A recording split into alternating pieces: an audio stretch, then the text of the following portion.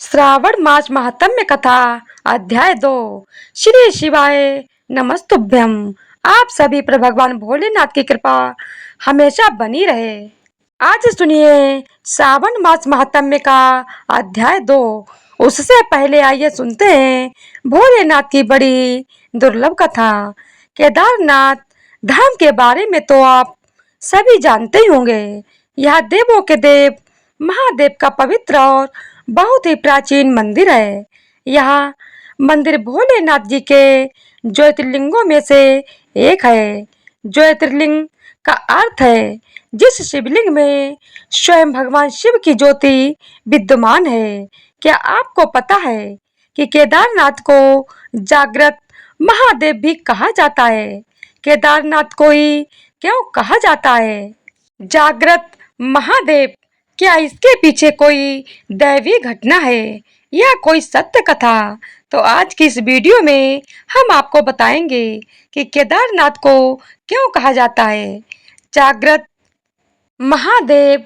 आज की यह कथा केदारनाथ धाम में घटी एक सच्चे शिव भक्त की कहानी है। बहुत समय पहले की बात है, जब हमारे देश में बस और ट्रेन की अच्छी सुविधा उपलब्ध नहीं थी। अगर किसी को सफर करना होता तो धनवान लोग बैलगाड़ी व घोड़े का सहारा लेते थे, लेकिन गरीब लोगों के लिए पैदल यात्रा करना ही एकमात्र कारण था। उसी समय एक निर्धन शिव भक्त ने भगवान केदारनाथ ज्योतिर्लिंग के दर्शन का प्रण किया और पैदल यात्रा आरंभ कर दी। रास्ते में लोगों से पूछ पूछ कर वह केदारनाथ धाम की ओर बढ़ने लगा। मन में शिव दर्शन की इच्छा के लिए वह हमेशा भगवान शिव का ही स्मरण करता रहा। उसके घर से केदारनाथ धाम काफी दूर था। सफर करते करते 2 महीने बीत गए थे।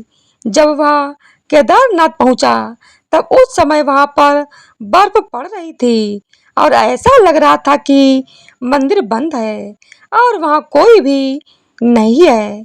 यह बात आप भी जानते होंगे कि केदारनाथ धाम के पट 6 महीने के लिए खुलते हैं और 6 महीने के लिए बंद होते हैं।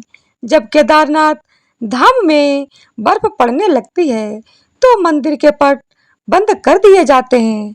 वह निर्धन शिव भक्त जब केदारनाथ धाम पहुंचा तो वहां बर्फ पड़ने लगी थी और ठंड के मौसम की बस शुरुआत हुई थी। उसने देखा कि मंदिर के पुजारी जी मंदिर के पट बंद करके अपने घर जा रहे थे। उसने तुरंत उस पुजारी जी से आग्रह किया कि उसे एक बार केदारनाथ महादेव के दर्शन करने दिया जाए। पुजारी जी ने उससे कहा कि बेटा, अब मंदिर के पट तो 6 महीने के बाद ही खुलेंगे, अब तुम 6 महीने बाद आना। ऐसा सुनकर उस शिव भक्त की आंखों में आंसू आ गए और मन ही मन वह बहुत दुखी हो गया। उसने फिर से आग्रह किया और पुजारी जी के पैर पकड़ लिए और गिड़गिड़ाते हुए बोला, मैं बहुत दूर से आया हूँ। 2 महीने पैदल चलकर और जगह जगह रुक रुक कर मुझे महादेव के दर्शन करने दो। तब पुजारी जी ने उसकी एक ना सुनी और उससे कहा, अगर दर्शन करना है तो 6 महीने बाद आना, या तो यहीं 6 महीने के लिए रुक जाओ, लेकिन इस ठंड और बर्फ में तुम यहाँ एक रात भी नहीं रुक पाओगे। मेरी बात मानो और वापस लौट जाओ। अब हम पट नहीं खोल सकते। अगर कोई धनवान व्यक्ति होता तो शायद पट खुल भी सकते थे, लेकिन उस निर्धन के लिए कौन पट खोलता? पुजारी जी के जाने के बाद निर्धन शिव भक्त निराश होकर मंदिर के बाहर बैठा रो रहा था और एकाएक उसने यह मन बना लिया कि बिना दर्शन करे मैं यहाँ से जाऊंगा नहीं। उसे महादेव पर पूरा विश्वास था और उसे यकीन था कि महादेव कोई न कोई लीला अवश्य दिखाएंगे। ऐसा सोचकर उसने वही मंदिर के बाहर रुकने का प्रण ले लिया। महादेव के भक्त भी बड़े विचित्र होते हैं। वह महादेव के दर्शन किए बिना मानते ही नहीं। केदारनाथ की बर्फीली ठंड में वह शिव भक्त मंदिर के बाहर बैठा और भगवान शिव का स्मरण कर रहा था। रात होते ही ठंड और बढ़ गई और अब उस जगह पर किसी भी मनुष्य के लिए एक पल ठहरना भी कठिन था। लेकिन वह भक्त वहीं बैठा रहा। उसी दौरान उसने रात के अंधेरे में एक अघोरी बाबा को अपनी ओर आते हुए देखा। वह अघोरी बाबा उसके पास आए और उन्होंने उससे पूछा कि तुम इस वक्त यहाँ क्या कर रहे हो। फिर उस शिव भक्त ने अघोरी बाबा को समस्त हाल कह सुनाया। अघोरी बाबा ने कहा, तुम निराश मत हो बेटा, मंदिर के द्वार खुलेंगे और तुम भगवान शिव के दर्शन भी जरूर करोगे। कहते हैं कि भगवान भोलेनाथ किसी न किसी रूप में आकर अपने भक्त को हर मुश्किल से उबार ही लेते हैं। तो इसके बाद उस अघोरी बाबा ने निधन शिव भक्त से कहा कि तुम थक गए होगे, एक काम करो, मेरे पास थोड़ा खाना है, उसे खाकर आराम कर लो, मैं आग जला देता हूँ। शिव भक्त सचमुच बहुत थक चुका था। उसने खाना खाया और आग की गर्माहट के सामने उसको नींद लग गई। दूसरी सुबह जब उसकी नींद खुली तो वह गोरी बाबा वहां पर नहीं थे और बर्फ भी साफ हो चुका था। ऐसा लग रहा था कि जैसे सर्दियों का मौसम तो है ही नहीं। उसको बड़ा आश्चर्य हुआ कि केदारनाथ में तो लगातार 6 महीने बर्फ पड़ती है, लेकिन अचानक यह क्या हो गया। कुछ ही देर बाद उसने देखा कि मंदिर के पुजारी जी अपने साथियों के साथ मंदिर की ओर चले आ रहे हैं। जब पुजारी जी मंदिर के पास पहुंचे तो शिव भक्त ने बड़ी जिज्ञासा से पूछा कि क्या आप मंदिर के पट आज ही खुल जाएंगे। तो पुजारी जी ने कहा कि हाँ, आज 6 महीनों की सर्दियों के बाद मंदिर के पट खुलेंगे। पुजारी जी पहले उस भक्त को पहचान नहीं पाए। ऐसा सुनकर, आप तो कल ही मंदिर के पट बंद करके गए थे। ऐसा सुनकर पुजारी जी ने अपने दिमाग पर जोर डाला और कहा कि तुम तो वही हो ना जो 6 महीने पहले भगवान केदारनाथ के दर्शन के लिए आए थे, लेकिन मंदिर के पट बंद होने के कारण दर्शन नहीं कर पाए थे। तब उस भक्त ने कहा कि पुजारी जी, मैं तो कल ही यहाँ आया था और रात में यहीं सोया था और आज ही आप आ गए, 6 महीने कहाँ से हो गए। तब पुजारी जी को संदेह हुआ और उन्होंने उससे पूछा कि बेटा, रात में तुम्हारे साथ क्या हुआ था। तब उस मासूम शिव भक्त ने पुजारी जी को सारी बात बताई कि रात में मेरे पास एक अघोरी बाबा आए थे। उन्होंने मुझे खाना दिया, आग जलाई और मुझे आराम करने को कहा। पुजारी जी ने पूछा, बेटा वह बाबा कैसे दिखते थे। तब शिव भक्त ने कहा कि एकदम अघोरियों की तरह, लंबे लंबे बाल, हाथ में त्रिशूल और माथे पर त्रिपुंड था। बस इतना सुनकर पुजारी जी और उनके साथी उस शिव भक्त के चरणों में गिर गए और कहा कि तुम धन्य हो, तुम्हारे पास तो स्वयं महादेव ही आए थे और उन्होंने अपनी योग माया से तुम्हारे 6 महीनों को एक रात में परिवर्तित कर दिया। यह सब तुम्हारी सच्ची भक्ति और श्रद्धा के कारण हुआ है। इतने वर्षों में से हम में से कोई भी भगवान शिव के दर्शन नहीं पा सका, लेकिन तुम्हें भगवान शिव ने साक्षात दर्शन दिए हैं और तुम्हारी रक्षा भी की है। तो यही कारण है कि केदारनाथ को जागृत महादेव कहा जाता है। कहते हैं कि बाबा महादेव अपने भक्तों को बहुत ही जल्दी दर्शन देते हैं। जो भक्त अपने मन में बाबा के दर्शनों की इच्छा रखते हैं। बाबा उनकी रक्षा भी करते हैं। तो प्रेम से बोलिए हर हर महादेव। आज वीडियो के अंत में भगवान शिव से जुड़ी एक कथा सुनाई जाएगी। उससे पहले रसपान कीजिए आज के अध्याय का। भगवान शिव जी से देवी पार्वती बोली, हे प्रभु, अगर प्रभास क्षेत्र सभी तीर्थों में श्रेष्ठ है तो अन्य तीर्थों के विस्तार से क्या लेना है। प्रभास क्षेत्र का ही महात्म्य बताइए। प्रभास क्षेत्र कौन है, उसकी सीमा क्या है और उसका सार तत्व क्या है। प्रभु ये सब आप बताने की कृपा करें। तब भगवान शिव कहने लगे, देवी, सभी क्षेत्रों में प्रभास मुझे अधिक प्रिय है। प्रभास में उत्तम सिद्धि और परम गति की प्राप्ति होती है। उसके पूर्व भाग में अंधकार का नाश करने वाले स्वामी सूर्य नारायण जी हैं। पश्चिम में माधव जी का स्थान है। दक्षिण में समुद्र और उत्तर में भवानी है। इस प्रकार की सीमा से युक्त वह क्षेत्र 12 योजन का है। इसी का नाम प्रभास क्षेत्र है, जो सब पापों का नाश करने वाला है। उसके मध्य में 5 योजन विस्तृत पीठिका है, जो यंग कुमति से पश्चिम, ब्रजड़ी से पूर्व, माहेश्वरी से दक्षिण और समुद्र से उत्तर में स्थित है। उसकी लंबाई और चौड़ाई मिलाकर 5 योजन का विस्तार है। यह पीठ कहा गया है।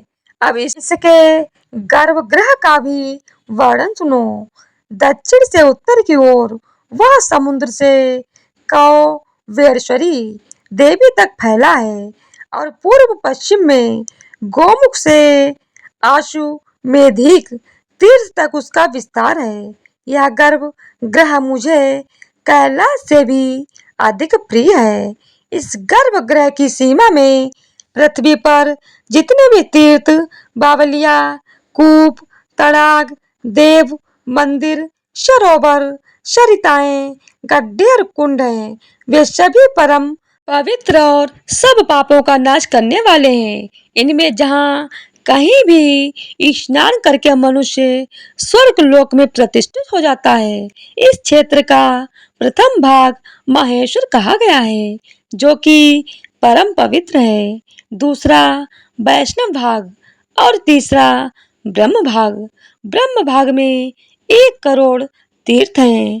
वैष्णव भाग में भी 1 कोटि तीर्थ हैं। इन दोनों के मध्य में रुद्र भाग या महेश्वर भाग है। इसमें 1.5 करोड़ तीर्थ हैं। इस प्रकार यह क्षेत्र 3 देवताओं का बताया गया है। यह गोपनीय से भी गोपनीय है तथा मुझे विशेष प्रिय है। देवी, सब विभागों को मिलाकर इस क्षेत्र में 3.5 करोड़ तीर्थ हैं। इसकी यात्रा भी 3 प्रकार की है।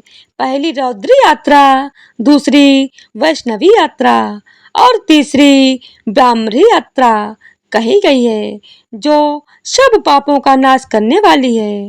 ब्रह्म विभाग में इच्छा शक्ति कही गई, वैष्णव भाग में क्रिया शक्ति और तीसरे रुद्र भाग में ज्ञान शक्ति बताई गई है। पापी, शठ अथवा दूसरों को हानि पहुंचाने वाला मनुष्य क्यों न हो, अगर वह प्रभास क्षेत्र के मध्य भाग में निवास करता है तो सब पापों से युक्त हो जाता है। हिमवान, गंधमदान, कैलाश, त्रिकूट, महागिरी, देव उद्यान, नंदनवन तथा स्वर्ग लोक के रमणीय तीर्थ और मंदिर, इन सबको छोड़कर प्रभास में ही मेरा मन लगता है। देवी, जो एकाग्र चित होकर प्रभास में संयम पूर्वक निवास करता है, वह तीनों समय भोजन करके भी वायु पीकर रहने वाले तपस्वी के समान पुण्य फल का भागी होता है। जो विघ्नों से आक्रांत होकर भी प्रभास तीर्थ का सेवन नहीं छोड़ता, वह जरा और मृत्यु को त्याग देता है तथा जीवन मरण के चक्र से मुक्त हो जाता है। जो मनुष्य प्रभास क्षेत्र में निश्चय पूर्वक निवास करते हैं उनको एक ही जन्म में मोक्ष प्राप्त हो जाता है। जो उत्तम व्रत का पालन करने वाले ब्राह्मण प्रभास क्षेत्र में स्थित हैं, जो मृत्युंजय मंत्र के साथ शतरुद्री का जप करते हैं, उन्हें 6 महीने के भीतर ज्ञान प्राप्त हो जाता है। नाम का पर्याय बताने वाले विद्वान पुरुष शिव कहते हैं। वेद को शतरुद्र मंत्र शिव स्वरूप वेद का आत्मा है, जो प्रभास क्षेत्र में आकर मंत्रों से मेरा पूजन करते हैं, वे निस्संदेह मुक्त हो जाते हैं।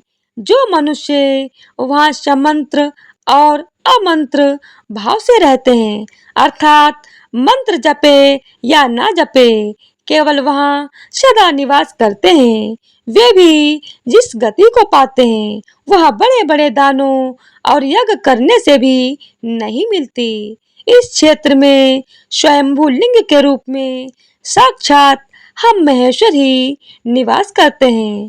प्रभास में भगवान सोमनाथ के दक्षिण में करोड़ों रुद्र स्थित हैं।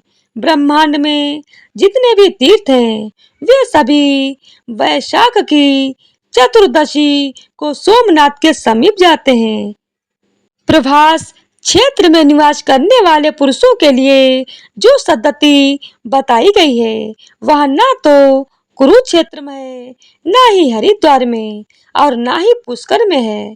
देव महादेव जी का वह गुप्त क्षेत्र 7 योजन है। वहाँ ब्रह्मा और विष्णु आदि देवता तथा असंख्य योगी सनातन भगवान मुझ सदा शिव की है उपासना किया करते हैं। देवी वे सभी मेरे भक्त हैं और मेरी ही उपासना में तत्पर रहते हैं। संयमशील सन्यासी 8 मास तक भ्रमण करते हैं और 4 मास तक एक जगह प्रभास तीर्थ में नियम करके उन्हें निवास करना चाहिए। एक मनुष्य सोमेश्वरम शिव का पूजन करता है और दूसरा तप करता है और उन दोनों में वही श्रेष्ठ है जो सोमनाथ की पूजा में तत्पर है। जो योग सांख्य 5 रात्र तथा अन्य शास्त्रों द्वारा दोबारा जानने योग्य है, वही शिव प्रभास क्षेत्र में स्थित है।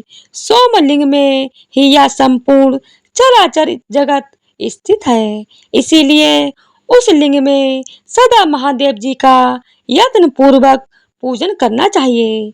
मनुष्य मानव बुद्धि के अनुसार जो कुछ भी अशुभ कर्म कर बैठता है वह भी श्री सोमनाथ जी के पूजन से विलीन हो जाता है। वेदवादी पुरुष जिन्हें कालाग्नि रुद्र कहते हैं, वे ही भैरव नाम से प्रभास तीर्थ में स्थित हैं। मैं ही भैरव रूप धारण करके सब पापों का नाश करता हूँ। अग्नि नीले इस मंत्र के द्वारा जिसके प्रभास का वर्णन हुआ है, वही मैं प्रभास क्षेत्र में अग्नि नील नाम धारण करता हूँ। इसके सिवा सब देवताओं ने मेरा वह नाम कालाग्नि रुद्र भी रखा हुआ है। मेरा एक नाम अग्निशान भी है। इस प्रकार 3 नाम बताए जाते हैं। प्रत्येक कल्प में जो मेरे नाम होते हैं उनकी गणना नहीं की जा सकती, क्योंकि कल्प और ब्रह्म असंख्य हैं। इस प्रकार यह सोमेश्वरम देव का रहस्य परम गोपनीय है। देवी आपके प्रति स्नेह होने से और आपकी भक्ति के कारण ही यह सब बातें मैंने तुमसे कही हैं। पुरुष, स्त्री, बालक, वृद्ध, नपुंसक, चांडाल, म्लेच्छ, मूर्ख तथा अन्य जो भी निंदनीय मनुष्य इस पृथ्वी पर निवास करते हैं, वे सब अगर प्रभास क्षेत्र में मृत्यु को प्राप्त हो जाएं, तो मुक्त हो जाते हैं। यहाँ मैंने दक्षिण भाग में विश्वनाथ की और उत्तर भाग में दंडपाणी की स्थापना की है।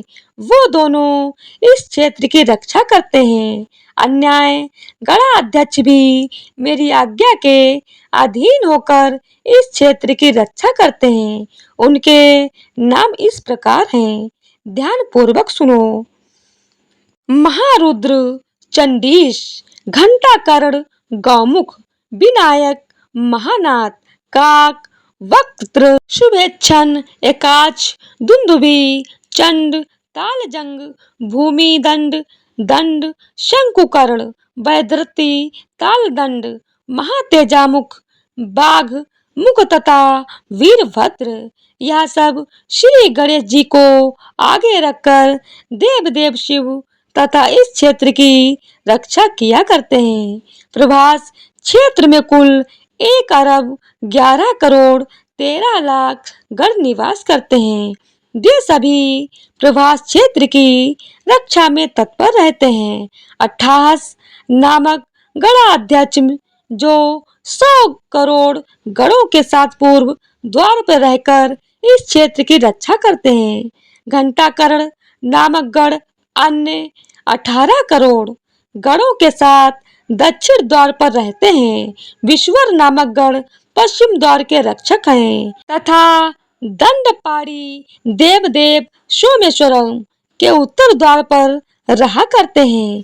ईशान कोण में भीषण, इस्त अग्नि कोण में छागवक्त्र, नेतृत्व कोण में चंड तथा वायव्य कोण में भैरवानन रक्षा करते हैं। नंदी, महाकाल, दंडपाड़ी और विनायक यह मध्य भाग में 100 कोटि गणों के साथ सोमनाथ के अंग रक्षक हैं। इस प्रकार असंख्य गणा अध्यक्ष उस क्षेत्र की रक्षा में तत्पर रहा करते हैं। देवी कलयुग के पातकों से जिनका मन दूषित है, उनके लिए मेरा वह स्थान अगम्य है। मेरे लोक में जो पातालवासी सिद्ध हैं, वे काल भैरव सोमनाथ की परिक्रमा किया करते हैं। पृथ्वी में जो पुण्य तीर्थ मंदिर और देवता हैं, वे सभी सोमेश्वर देव की परिक्रमा करते हैं। शाकुनी, भारभूति, आषाढ़ी, दंड, पुष्कर, नैमिष, अमरेश्वर, भैरव, मध्यम काल, केदार, अट्ठास, महेंद्र, श्री शैल तथा गया आदि सभी तीर्थ भगवान सोमनाथ की प्रदक्षिणा तथा उनके लिंग की स्तुति करते हैं। जहाँ प्राची सरस्वती हैं, वहाँ 10 सहस्त्र अरब तथा 3 करोड़ ऋषि निवास कर रहे हैं। जो मनुष्य अपने पाप नाशन के लिए स्नान करेंगे, उन्हें 10 गोदान का पुण्य प्राप्त होगा। वहाँ पर शूल भेद आदि लिंग पूजन करने योग्य है। महापापाचारी मनुष्य भी प्राची सरस्वती में प्राण त्याग करके साक्षात शिव को प्राप्त होता है। वे ब्राह्मणों वहाँ दही और कंबल दान करने चाहिए। यह दान सभी पापों का नाश करने वाला तथा सार से भी सारपूर्ण है। ब्रह्म स्थान में एक ब्राह्मण को भोजन कराने से 1 कोटि गुना फल मिलता है। यह जानकर मैं वहाँ प्रसन्नता पूर्वक स्थित रहता हूँ। कलयुग में वहाँ सभी तीर्थ अदृश्य होकर रहते हैं। मनोहर प्रभास क्षेत्र में जहाँ सोमनाथ जी स्थित हैं, वहाँ मेरे 2 गण उद्दम और सद्दम रहते हैं। वे वहाँ रहने वाले दुष्ट लोगों के मन में भ्रम उत्पन्न कर देते हैं। इस प्रकार वे दुष्ट चित्र वाले प्राणियों से वहाँ की रक्षा भी करते हैं। जो श्रेष्ठ मनुष्य इस तीर्थ में भक्ति पूर्वक दंडपाड़ी का दर्शन करते हैं, उन्हें किसी प्रकार का कोई विघ्न नहीं प्राप्त होता। जो ब्राह्मण, क्षत्रिय, वैश्य, शूद्र तथा वर्ण शंकर इच्छा या अनिच्छा से उस शुभ क्षेत्र के भीतर मृत्यु को प्राप्त होते हैं, वे सभी मेरा सारूप्य प्राप्त करके मेरे दिव्य धाम में चले जाते हैं। मेरु सातों दीप तथा सातों समुद्रों के गुणों का वर्णन किया जा सकता है, परंतु आदिदेव सोमेश्वरम शिव के गणों का वर्णन 100 कोटि वर्षों में भी नहीं किया जा सकता। जय भोलेनाथ। आज का अध्याय समाप्त हुआ। इसके आगे का वृत्तांत आप सभी अगले अध्याय में सुनिएगा। तो प्रेम से बोलिए हर हर महादेव। तो आज की वीडियो अगर आप लोगों को पसंद आई हो तो वीडियो को लाइक, शेयर और चैनल को सब्सक्राइब कर दीजिएगा। धन्यवाद।